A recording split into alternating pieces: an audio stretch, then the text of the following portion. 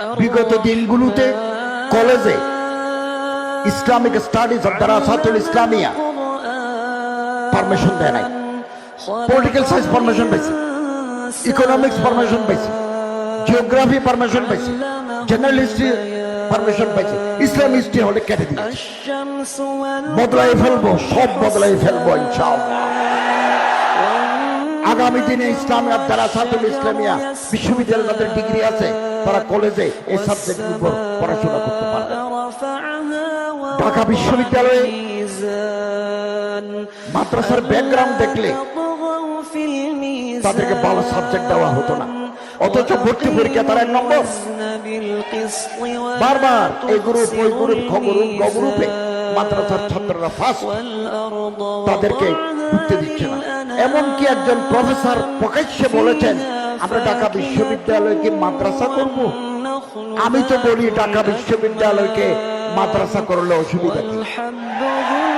মাদ্রাসার ছাত্ররা যদি মেধা নিয়ে সমস্ত যোগ্যতা ফুলফিল করে ঢাকা, চট্টগ্রাম, রাজশাহী, জাহাঙ্গীরনগরে যদি ফার্স্ট হয়, আমরা সিদ্ধান্ত নিয়েছি, আমরা যারা উপদেষ্টা, প্রধান উপদেষ্টা থেকে আমি পর্যন্ত, আমরা রাষ্ট্রকে হিসাব দিচ্ছি আমাদের সম্পত্তি কত আছে।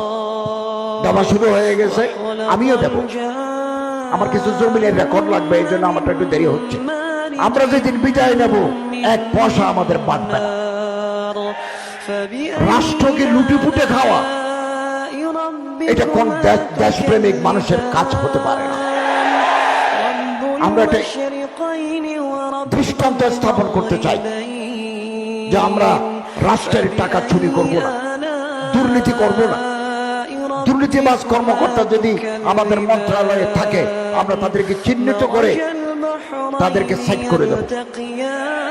বিগত দিনগুলোতে কলেজে Islamic studies of Darasatul Islamia permission দেয় নাই, পলিটিক্যাল সায়েন্স পারমিশন পাইছে, ইকোনমিক্স পারমিশন পাইছে, জিওগ্রাফি পারমিশন পাইছে, জেনারেল হিস্ট্রি পারমিশন পাইছে, ইসলাম হিস্ট্রি হলে কেটে দিয়েছে।